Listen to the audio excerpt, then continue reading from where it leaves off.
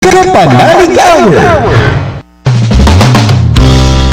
Isang mapagpalang hapon mga kapanalig, ako po ang inyong kumpare sa balat ng Radyo Parikoy at your service. Ayan, sa ngalan po ng aking partner no, si Ate Camille Mongcal de la Cruz. Ayan, magandang hapon po sa ating lahat. Ngayong araw po ay araw ng Sabado, July 6, 2024. At kamusta po? Naku, napakabilis po ng araw. No? Parang kailan lang nag-Saturday, ngayon Sabado na naman. At sana po wag po kayong magsawang pakinggan ang programa po ng Kapanalig Hour. At sa mga nakikinig po sa radyo, no? Magandang hapon po sa mga nakatutok sa TV, sa Veritas TV, Sky Cable Channel 211 at sa kanilang mga Facebook account. Kamusta po kayo, no? Kamusta po sa ating mga lola at lolo dyan? Ako sana po hindi nyo po nakalimutang nabulol na. Sana hindi nyo po nalimutan ang inyong maintenance no ngayong hapon, no? Lola, wag kalimutan na ang gamot. Ayan, nako, gusto ko lang din pong pasalamatan ang ating mga kapanalig members na nagpunta po dito para sa ating Kapanalig Day. Yan. Sa mga hindi po nakakaalam, no, ang ating Kapanalig Day po ay ginaganap every first Saturday of the month. Kaya naman kung hindi ka pa po nakakapunta, sana po next month makapunta ka sa ating Kapanalig Day. At speaking of Kapanalig Day, nakasama po natin kanina si Reverend Father Kevin Crisostomo. Yan, talaga namang hyper si Father para magbigay ng spiritual talk sa ating mga Kapanalig members. Maraming salamat po Father Kevin. Ayan, sa ngalan po ng Kapanalig Department po at sa panguna po yan ni Ma'am Apple Anistrella. At ang naging topic po dyan na Kapanalig, pananalig sa gitna ng mga pagsubok sa buhay. Natataon din no, ang ating pag-uusapan ngayon. Ang topic naman po natin ay patuloy na nagtitiwala sa Diyos. Connected naman siya sa ating guest ngayong hapon. At eto pa ang good news po natin ay live po ang ating guest. Alam niyo mga kapanalig, artistahin itong kasama natin ngayon. Pagdating sa ilong pa lang talagang kuhang-kuha niya ang pangarap kong ilong. At naku, wag na nga po natin patagalin. Pero bago po natin tawagin ang ating special guest, last Saturday po nakasama natin ay isang magiting na ina at naging matapang po sa kanyang pagsubok sa buhay, lalo na sa pagharap ng kanyang karamdaman.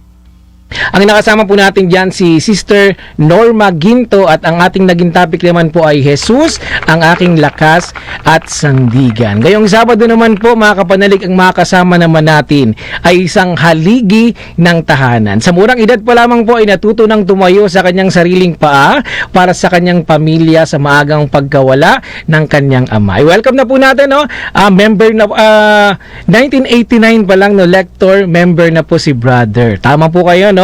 From parokya ng mga banal na anghel, i-welcome na po natin live dito sa studio si Brother Edgar Santiago. Magandang hapon, Brother. Magandang hapon sa ating lahat, sa ating mga kapanalig na patuloy na nakikinig ngayon po sa Kapanalig Hour. Magandang hapon po sa ating lahat. Ayan, ganda ng boses, no, pag narinig niyo. Ayan, Brother, medyo lapit niyo lang po yung yung microphone niyo. Ayan, papakantahin natin mamaya si Brother. Ayan, tawag po kayo ni Sir. Okay. Ako nalapit. Sige. Ayan. Okay.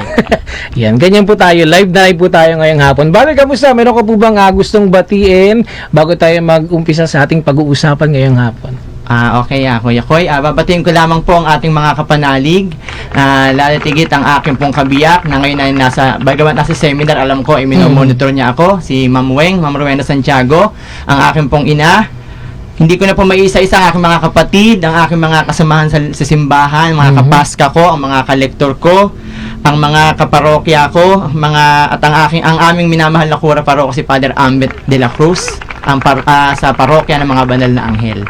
Ayan. At bago tayo mag-umpisa sa ating pag-uusapan din, Brother, aayain natin ang ating mga kapanalig sa ating pambungad na panalangin. Sa ngalan ng Ama, ng Anak at ng Espiritu Santo. Amen. Ama naming mapagmahal, patuloy ang aming papuri at pasasalamat sa iyong kagandahang loob sa amin. Ikaw ang nagbigay ng panahon, lugar at pagkakataon upang kami ay magkatipon-tipon sa programang ito. Panginoon, maraming salamat sa walang kapantay na pagmamahal sa amin. Naway gabayan niyo po ang bawat isa sa amin at gawing instrumento upang maibahagi sa kapwa ang bawat salita mo. At naway patuloy niyo pong pagpalain ang bawat isa. Sa ngalang Ama, ng Anak, ng Espiritu Santo. Amen. Amen. Kapanalig Hour. At eto na nga, opisyal na pong bukas ang ating programa. Dahil wala ngayon si Ate Camille, Brother Edgar, Apo. ikaw ang tatanungin ko, ano ba ang masarap na merienda ngayong hapon? Ang masarap pa ngayon dahil medyo kulimlim ay champurado at pritong tuyo. Ay, oo Ayan. nga, masarap yan. Yan ang mga no? menu ko sa school pag ako nagluluto yan, mga mainit na yan. May gata ng niyog, yan. Yan po ba yung parang may munggo? Iba rin po Ay, yun, no? iba po yung ginatang munggo, iba yun. Oo. Iba yung malagkit tsaka yung yung may kokwa, may may gata, yung masarap. Masarap yan. Ayun na mga kapanalig, baka kayo ay nag-iisip kung anong masarap na merienda. Ayan. Champurado Champurado with at tuyo. tuyo. Ayan, Ayan. masarap na masarap. Pero wag lang susobra, no? Oo. Kasi baka mamaya may mangyari din na ano. May mayari di inaasahan. At eto na nga no, mga kapanalig, wag na nga nating patagalin. No? Brother, kayo po ay member na po ng Kapanalig Community. Matagal na rin po Matagal na kayong rin po. member ng inyong parokya. 1989, no? Kayo Opo. po ay naging lector na po. Lector ako sa parokya ni San Santiago Apostol sa bayan dahil wala pa po yung aming dating Quasay Paris ng San Nicolas hanggang sa naging parokya na ng mga Banalanghel. 1989 ako yung naging lector at after 1 year ay naging katikista naman po ako tinawag. Pinili naman akong katikista dahil nakita masipag to, ayain nating maging katikista. Ayun, kaya yun po. Hanggang sa nagkaroon na kami ng sariling parokya at yung mother church namin ay nahiwalay na kami. Sa pagiging aktibo po sa simbahan at pakikinig po sa Radio Veritas, malaki po ba ang naitulong nito sa iyo lalo na sa pagpapalago ng iyong pananampalataya? Ay, napakalaking bagay sa akin lalo nitong pakikinig ng naging miyembro ko ng Veritas at dahil ako bilang katikista, yung mga natututunan ko dito sa mga pare, sa mga guest natin dito sa programa ay nakukuha ko at ibinabahagi ko sa aking mga batang tinuturuan, ganyan din sa aking mga kasamahang lingkod, mga katikista, lalo na kung kami mayroong mga meeting at mga BEC, yung Basic Ecclesial Community. Yun, yung mga meeting namin, mga sharing, binabahagi ko yung natututunan ko dito sa ating mula sa Veritas. Yan. So ilang taon ka, brother, nung naging lector ka? Ng mga panahon na yun? Ilang taon ba yun? Magte-20 siguro ako noon, mga 70, 18 ganun. Sino po yung naging influence? Sino nag-influence sa'yo para maging aktibo sa sa inyong parish? Okay, dahil po ang lola ko ay naaktibo sa simbahan at sila ay tapos po inanyayahan ako ng isang lola ko doon na mag-lector kasi walang lector doon sa aming barangay o kulang, in-invite ako. Ayun, kaya napasok ako doon sa paglilingkod bilang. Kaya nga sabi ko, yung first love ko yung pagiging lektor, yung tagapagpahayag ng salita ng Diyos. Bali, wala na po kayong napuntahan na ibang ministry, dito lang po talaga kayo nag-focus. Ayun nga po, after po noon, naging katikista ako at nagkaroon ako ng asawa at ang biyanan ko isang Knights of Columbus, inaya din akong mag Knights of Columbus kasi mahirap naman tanggihan ko yung biyanan ko, baka bawiin sa akin yung aking Baka pagalitan ka. Baka pag di ako nagmiyembro, bawiin si Ma'am Weng, mahirap na. Kaya sumama po ako at masaya naman ako bilang kabalyero de Colon na Knights of Columbus. Kaya lang, sa amin nga sa parokya ay inaano ni Father na kung isa ang pipiliin ng paglilingkod. Ayun, sabi ng aming kura, Father Ambet, para makafocus ka dun sa iyong paglilingkod na gagawin. Yeah. Pero kamusta naman po ang nabanggit niyo po kanina na kayo po ay masaya sa inyong ministry na kinabibilangan. Kamusta naman po yung pagiging member naman po ng Kapanalig Community? Mula po nung ako naging miyembro ng Kapanalig, salamat kay Sister Baby Stares na siya yung nag-invite sa akin dito para maging Kapanalig. At after po nito, nag-invite na ako ng ibang mga kapanalig. Kaya marami na tayong mga kapanalig sa may lugar pa lang namin, sa parokya pa lang namin. Marami na ako in-encourage na maging kapanalig member. Kaya nga nung nakaraan ng anniversary, meron akong nagpa-renew, bit-bit ko yung grocery, mga gano'n. At talagang marami akong naaya dito sa pagiging kapanalig member. Kaya mas masaya ako dahil marami tayong nagiging miyembro. Kasi sabi ko, pinapaliwanag ko na sa patuloy nating pagsuporta sa Veritas, yung programa at ang simbahan ay magpapatuloy yung programa sa Veritas para sa simbahang Katolika. Ayun, nakakatuwa si Brother Edgar na sa pagbabahagi pa lang niya ng kanyang karanasan sa Kapanalig community. Kaya kung ikaw Kapanalig ay hindi pa po miyembro, medyo nabubulol ako ngayon. First time po kasi ulit nagkaroon ng live audience dito sa ng live guest dito sa ating studio, kaya medyo kinakabahan si pari ko.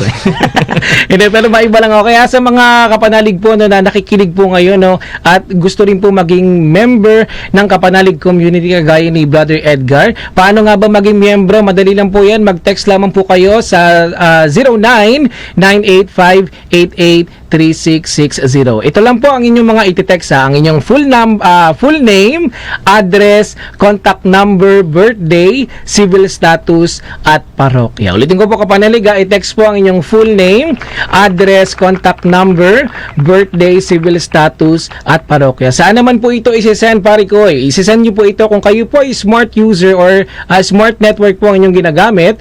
Mag-text po kayo sa mobile number na 0998-588-3660.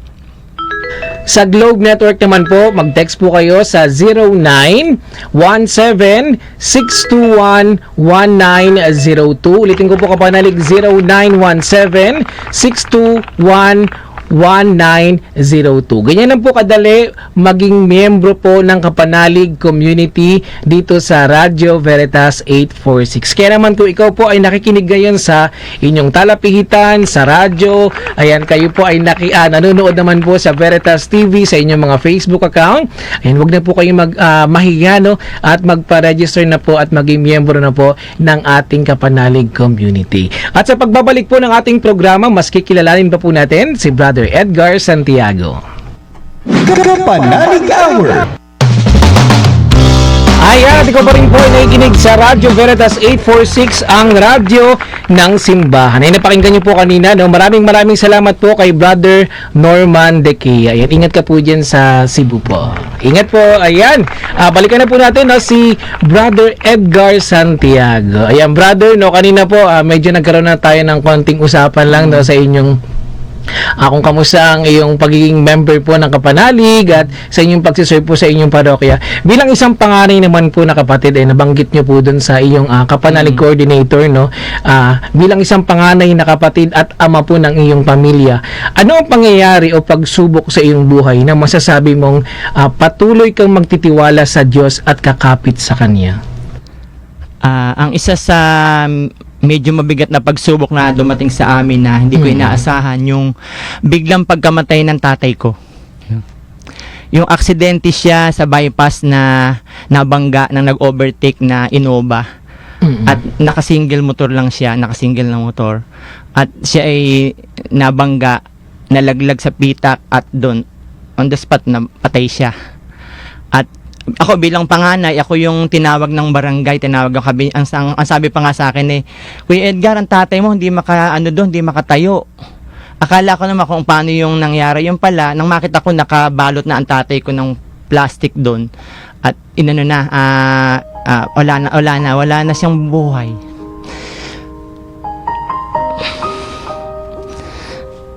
Sabi ko minsan dumadating kahit ikaw yung naglingkod at akala mo matapang ka, pero dadating yung pagkakataon na yung pagsubok na hindi mo inaasahan, yung biglang-bigla naghahanap buhay kasi ang tatay ko, ahente ng palay siya.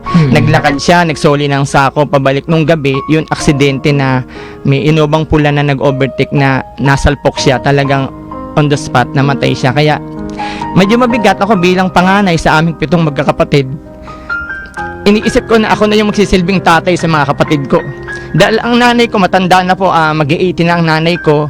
At sabi ko nga, ako bilang panganay, ako yung laging inaano ng mga nanay ko, ng mga kapatid ko, na ako bilang panganay, ako yung magdidesisyon para sa kanila. Hindi lang po yun ang mga nagiging problema ng pamilya. Minsan dumarating hindi inaasahan yung magkakaroon ng problema sa relasyon ng mga mag-asawa sa mga kapatid ko. Tinatanong ako, ganun, ano daw ba ang mainam, ganun. Sabi ko, kayo, sinikap ko maipakasal namin sa simbahan, pero dumadating talaga pala ang diablo, dadating nawawasakin ng pamilya. Kaya nga, sabi ko, pinisikap ko na huwag kayong masira. Dahil ako, ay lingkod. Ayokong makita yung pamilya ko ay wasak-wasak. Pero dumadating po talaga ang demonyo eh. Dumadating ang diablo na yung masaya ay sisirain at papalungkutin ng pamilya. Pero patuloy ako nagtitiwala kung ano yung ating naging title ngayon, na yung pagtitiwala ko sa Diyos ay nandoon pa din.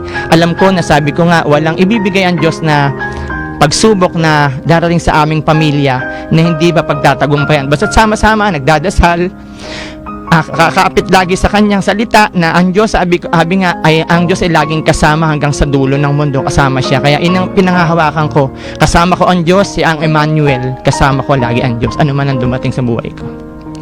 Ayan, medyo naging baramdamin lang si Brother Edgar ngayon, no? Pero Brother Edgar, no, panigurado, no, ang iyong mga kapatid ay talaga namang humahanga din sa'yo, lalo na sa mga, nabanggit mo nga po, no, ikaw na yung halos nagdidesisyon din para sa kanila, para at least mag-guide po. Pero po ba kayong mensahe naman para sa inyong mga kapatid? Yan po. Alam niyo, pag pamilya pinag-uusapan, talagang medyo masakit sa dibdib, dahil sabi ko nga, nakwento ko na meron ako mga kapatid na may kapatid ako nag-abroad. Pagdating niya, nagkaroon ng problema, nahiwalay. Ito hindi ko na dapat sabihin, pero ito para maging inspirasyon din sa ibang may pinagdadaanan, na hindi lang sila kundi ako din bilang lingkod. Kahit sabihin ako'y kapanalig, ako ay isang naglilingkod, pero hindi ako hindi dadating sa mga pagsubok na yan. Pero sabi ko nga, kung gano'n ang hiningi ng pagkakataon, pero wag kayong mawalan pag-asa, dahil alam ko na ang Diyos ay nandyan lagi. Sabi ko nga, kung nagkaroon ng problema, sabi ko, pag-usapan ninyo ang problema, talagang kasama, parte ng buhay mag-asawa yan. Kaya sabi ko nga, kaming mag-asawa ni Ma'am Weng, may mga tampuhan din kami, nagkakaroon din kami ng problema, pero ayokong matapos ang araw na hindi ko siya babatiin, yung hindi ko siya kakausapin. Ganun din sinasabi ko sa mga kapatid ko. Kasi 7 nga kami, yung bunso na lang namin si Randy Santiago, yung artista, yung pangalan niya, Panalo yung binata. pangalan. Pero yung mga kapatid ko, mga may asawa, kanya-kanya ng asawa. Pero yung mga kapatid kong lalaki, medyo nalulungkot ako dahil yun nga po, dumating yung mga pagkakataon na parang ba't ganun ka ako nangyari? Pero sabi ko, Lord, baka kayo na po ang bahala, ano man yung plano ninyo sa pamilya namin at sa pamilya ng mga kapatid ko. Basta lagi niyo po kaming gagambayan. Ayan. Pagdating talaga sa sa pamilya, brother, no. Medyo may kurot talaga sa ating mga puso na pag tayo po ay nagbabahagi. Pero brother, no, sana po maging okay din po, no, yung mga dinaramdam po natin pagdating ng panahon at sa tamang at syempre, huwag tayong mawawalan ng pag-asa, magdasal. Dahil yun lang din po yung nagbibigay sa atin ng lakas. Amen. Brother, bukod sa inyong pamilya, ano naman po ang inyong mensahe po, no, sa ating mga kapanalig members na nakikinig po ngayon, lalo na po sa ating kapanalig community members? Okay, sa ating pong mga kapanalig, sabi ko nga po na walang pagsubok na ibibigay ang Diyos na lagpas sa ating kakayahan. Walang ibibigay na ang Diyos na krus na hindi natin kayang pasanin. Patuloy na po tayong kumapit at patuloy na mag-focus tayo sa Kanya. Sa Kanya tayo tumingin. Sabi nga doon sa nangyari sa Unos, natatakot ang mga alagad. Pero nung kailangan mag-focus lang sa Diyos, kay Jesus, na siya ay gagabay at tutulong sa bawat isa sa atin ng mga kapanalig. At kahit di kapanalig, basta tayo isang Kristiyano na nagtitiwala kay Kristo, ay malalampasan ang lahat ng mga pagsubok na ito. Sabi nga, malaki ang Diyos natin. Maliit ang problema, pero nandyan ang Diyos na malaki, na magmamahal, magtitiwala at kukupkup sa atin. Amen. Ayan. Thank you, brother. Ayan. Maraming salamat po, Brother Edgar Santiago, no, sa pagbibigay din po ng alam mo yun, ng inspirasyon sa ating mga kapanalig members, lalo na po sa mga nakikinig dyan na meron din problema, no, sa kanyang pamilya, sa mga kapatid, no. Ang tanging solusyon lang talaga ay magdasal at syempre magkaroon ng kaunawaan, no, sa ating magkakapatid, para maging bukas po tayo sa pakikinig din po sa mga problema ng kanya nating mga kapatid. Alam naman natin na ang kapatid lang din, kahit anong, ang kapatid natin, sila yung natin mga lakas din, no? Sila po ang lakas natin sa kabila ng mga problema din natin, no? Ayan. Okay lang po ba kayo, brother? Okay, Mm. okay lang, naihinga ko na yung aking Mm-mm. Ayan, po mga talaga. kapanalig, sa kabila po ng pagiging madamdamin ni Brother Edgar, meron po siyang inihandang tula po para sa atin. No? Brother, maaari po ba namin mapakinggan ito? Sige po, dahil kapanalig R ang aking gagawa ng maikling tula ay tungkol sa hour. Okay, letter H. Hatid na pagkakataon sa atin ay ibinigay, gawin itong makabuluhan at tunay na makulay. O, oras na sa atin ay pinahihiram ng Diyos, punuin ng sigla at positibong pagkilos. U, umpisahan ang bawat araw ng may saya, upang sa kapwa magbigay sigla at pag-asa. Letter R, regalo nating masasabi ang bawat minuto, dahil si Kristo ay pinagkatiwalaan tayo. Hour. Maraming salamat po. Ayan. Ayan, maraming salamat ng Brother Edgar Santiago. And live na live po yan via Zoom. Live na, nasanay na ako live via Zoom. Yan, live na live po yan dito sa ating studio, si Brother Edgar Santiago. Talaga namang nag-antay po ng matagal. Galing pa po siya ng Kapanalig Day, no? Anong oras po ang Kapanalig Day? Kanina pa pong umaga. Kanina pa po akong 8 nandito, mga 8:30. Ayan, talaga namang salamat sayang po. po ang natin na pamasahe. Ayan, nandito na po ako. Brother, pahingi ako mamaya ng ng iyong tula. Tula? Sige po, Mamaya. yan. Para at least mabasa ko next Saturday, para at least marinig ng ating mga kapanalig. Pero po ba kayong gustong pasalamatan po bago po matapos ang ating programa or pag-uusap ngayong hapon, brother? Nagpapasalamat po ako siyempre sa aking pamilya, sa aking ina, ang nanay ko na lagi pong nakikinig kahit na ang radyo niya may gumagaralgal, ang nanay Erlinda Santiago, ang aking mga kapatid, ang 6 kong kapatid. Hindi ko nababanggitin ang pangalan niyo. Kay ang aking kabiyak na si Ma'am Weng, ang aking pong uniko iho si Nico, na isa pong kolehiyo na ngayon, na awa ng Diyos ay sana makatagpo siya sa kanyang kurso bilang Fine Arts. At nagpapasalamat ako sa lahat ng aking mga kaparokya, sa aking mga kabats 84 ng elementary na aking kasimba-sumba pag Sunday, at ang aking mga katikistang kasamahan na katikista sa Diocese ng Malolos, sa Bigare ng Plaridel, at sa parokya ng mga Banal Angel San Jose, ang aking mga ka-Knights of Columbus, mga ka-lector, ayan. At ang lahat ng mga nakikinig nating mga kapanalig, hindi ko man kayo mabating isa-isa, pero lahat ay binabati ko po kayo ng magandang hapon at love tayo ni Lord. Ayan, maraming salamat, Brother Edgar. Welcome po. Ayan, sana po baunin niyo po ang masayang araw na ito. Amen. At sa pag-atin ng Kapanalig Day. Ayan mga kapanalig, nakasama po natin si Brother Edgar Santiago sa kanyang pagbabahagi po at naging topic po natin patuloy na nagtitiwala sa Diyos. Ayan, magbabalik po ang ating programa. Pati ka balik po ay nakikinig sa ating stasyon, Radyo Veritas 846, ang radyo ng simbahan. Ayan, maraming salamat. Gusto ko lang din po ulit pasalamatan si Brother Edgar Santiago. Nakasama po natin siya dito sa ating programa, live dito sa ating studio. Ayan, sa ating mga kapanalig, kung kayo po ay nais din po mag-guest sa ating programa, wag po kayong mahihiyang kontakin lang po ang inyong kapanalig coordinators para mali mo kayo na po ang susunod naming makasama dito sa ating programa. At gusto ko lang din pong batiin ang ating mga kapanalig na nakatutok po dyan sa Facebook. Ayan, medyo nagdulo ko po kasi ang aking internet, kaya hindi ko po makita yung mga nagko-comment. Pero maraming salamat po sa mga kapanalig natin na nakaantabay sa ating programa. At eto, anuhin ko lang to, check ko lang to, Okay. Magandang hapon na lang, Ayan. Paano ba ito gamitin? Ang hirap pala niyan, Thank you, brother. Thank you po. Ayan, ito na. Nakita ko na. Magandang hapon kay Kapanalig o kay Tita Amor Mantele. Ayan. Magandang hapon kay Rhea Faliarna. At kay Linda, kay Kapanalig Nancy, Marilu, Mariette Boreres, at ayan, magandang hapon po. Dito naman tayo sa ating text line, mula po sa 533. Ayan, good PM Kapanalig our brother. Ako na brother, ako ang daan pagsubok 2016, na stroke 62 years old, sa Diyos lang kumapit. Ayan. Ngayong 71 years old na ako. Ayan. Salamat Esther M. Salandanan from Caloocan City. God bless. Ayan. Magandang hapon po no kay Sister Esther Salandanan.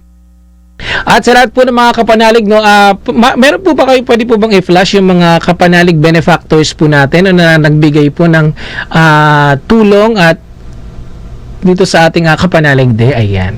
Ayan. Antayin lang natin, no, habang ipa-flash lang po natin. At sa lahat po ng mga kapanalig, no, habang inaantay po natin ang ating list ng ating mga benefactors sa ating kapanalig day.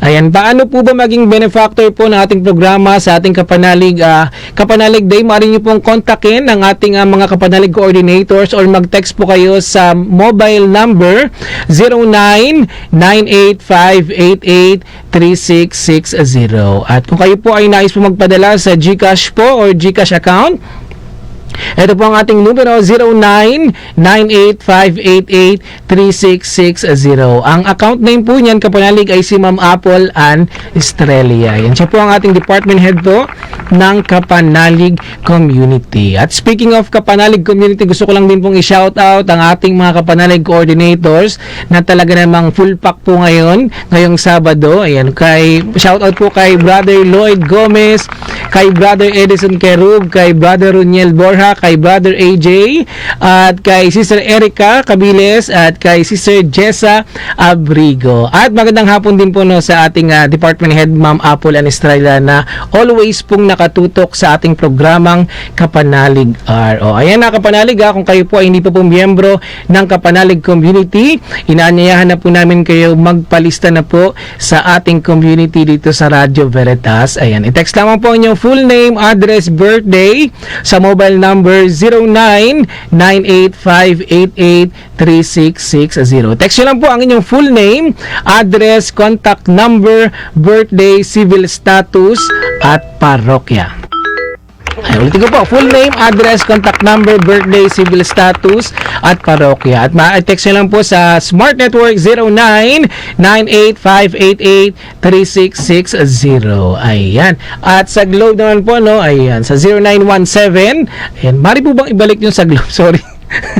Hindi kabisado. And sa Globe 0917-621-1902. At sa mga nais naman po magpa-schedule po para sa ating Pledge on Wheels, tama po kayo kapanalig, meron na po tayong Pledge on Wheels na kung saan kayo lang po ay magte-text sa inyong kapanalig coordinators at kami na pong bahala ang pupunta sa inyong location. Ito po ang ating schedule. Monday po, wala pong schedule. Ayan, pahinga po tayo. Ang Tuesday po, nasa area po tayo ng Antipolo, Marikina, Montalban, Cainta, Taytay, San Mateo. Ayan, pag Wednesday naman po, nasa Las Piñas, nasa Alabang, Muntinlupa, Parañaque, Cavite, at Laguna. At pag Thursday naman po, nasa Makati, nasa Taguig, nasa Pasig, Mandaluyong, Pasay, at Manila. Ayan na, sana po malis nyo po mga kapanalig at matandaan nyo po kung saang area po ang Tuesday, Wednesday, and Thursday.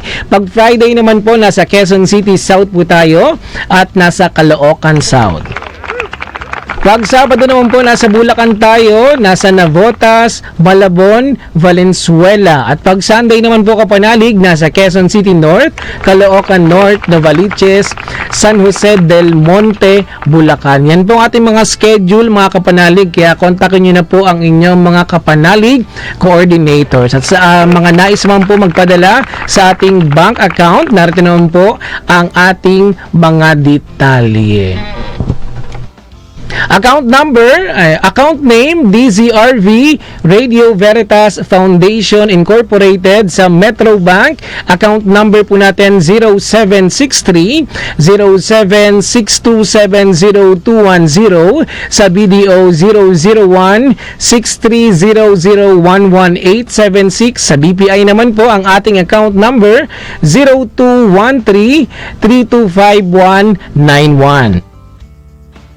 At sa PNB naman, account number po natin 105-910-013-091. Ulitin ko po ang ating PNB mga kapanalig, 105-910-013-091. At sa ating Union Bank naman, ang ating account number 0004-8001-9393. Ulitin ko pa kapanalig, 0004-8001-9393. Yan po ang ating mga detalye ng ating bank accounts. Kaya naman po sa lahat po ng mga kapanalig na nais mong bigay ng tulong sa ating Veritas Foundation. Ayan, yun lang po ang ating mga detalye ng ating bank account. Ayan. Nako, isang makabuluhang hapon na naman po ang ating napag-usapan ngayong hapon. Medyo hingal na hingal ako, no? Hindi talaga ako humihinga pa nagsasalita. Parang hihinga ako ng malalim tapos isang bugahan na yan. Onti-onti lang. Ayan. Magandang hapon po sa mga bagong bukas pa lang po na kanilang mga talapihitan. Next Saturday po, abangan niyo po ang ating maging special guest at talaga naman makabuluhan na naman po ating pag-uusapan. Kagaya po ni Brother Edgar Santiago. No? Si Brother Edgar po ay nakakatuwa dahil talagang bumiyahe talaga siya dito sa studio, no? Kahit napakalayo. Siya po ay taga Bulacan pa po. Plaridel, Bulacan. Ayan. Hindi ko alam kung anong oras siya makakauwi mamaya. Mamaya update ko kayo kapanalig. Nga pala, no, si Ate Camille po ay update na kay Ate Camille. Medyo matagal-tagal pa po natin siya makasama dahil pinaghahandaan niya po ang pagiging isang mabuting ina. Ayan, sa Oktubre pa po ata siya natin makakasama. Pero ipagdasal po natin ang kanyang journey po, no, bilang isang magulang at isang nanay. Ayan. Congratulations, Ate Camille Mungcal de la Cruz. Ayan. Sa lahat po ng mga kapanalig po, iulitin ko lang po kung kayo po hindi pa po miyembro ng ating kapanalig community, 0998-588-3660. At ako po ay magpapaalam na, no? Meron po ba kayong mga special shoutout po ngayon, no? Ito po ang ating mga kapanalig members po at nagbigay po ng oras at panahon, no, sa ating kapanalig. Ito po ang list ng ating kapanalig day benefactors. Ayan. Sana po nakikita niyo po na sa inyong mga screen po ngayon. Ayan, dyan po sila. Ayan, hindi ko sila mabasa pero sana po nakikita niyo po sa inyong screen, no? Pinahirapan yung sarili. Ayan. Salamat po sa ating mga kapanalig benefactors po na walang sawang sumusuporta sa ating programa sa Kapanalig Day. At syempre, maraming salamat din po sa efforts din po ng ating mga kapanalig coordinators at sa ating department head na patuloy pong kumikilos po na sa ating Kapanalig Day at talaga naman pinaghahandaan po nila ang ating programa para kayo po ay makasama po every first Saturday of the month. Kaya naman sa lahat po ng mga hindi pa po na experience na makasama or maka-attend sa ating Kapanalig Day, sana po magkita-kita po tayo next month at abangan nyo po ang ating mga special na panauhin at guest priest sa ating Kapanalig Day. Wala na po ba tayong mga special na announcement to? Sa lahat po ng mga na gustong magbigay ng pledge via GCash, ulitin ko lang po ang number, no, 0998-588-3660. Ulitin ko po kapanalig, 0998-588-3660. Para hindi po kayo mahirapan, pwede nyo po iyang i-scan po kung kayo po ay nakatutok sa inyong mga monitor. Ayan, pwede na akong huminga ulit. Okay, ayan, maraming salamat po na sa ating mga nakasama ngayong hapon, sa mga nasa kanilang tahanan, sa mga nasa biyahe at sa ating PA, no, at sa ating tech department. Maraming salamat sa pagsama ngayong hapon sa ating programa. At ako po'y magpapaalam na mga kapanalig, maraming salamat po. Lagi niyo pong tatandaan na every gising is a blessing. Ako po yung kumpare sa balat ng radyo, Pare Koy, at your service. Sumain niyo po ang katotohanan.